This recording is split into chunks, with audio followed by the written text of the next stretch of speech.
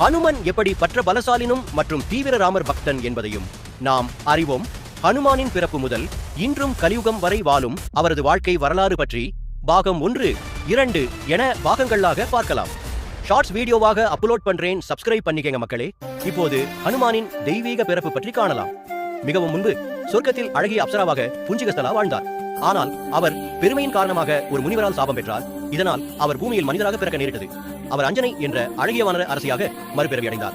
தன் மத்திய உருவத்திலும் அஞ்சனை தனது புனிதத்தையும் தெய்வீக தன்மையையும் காக்கக்கூடாது. தனது நாட்களை சிவபெருமானை நோக்கி தீவிர தவத்தில் செலவழித்தார்.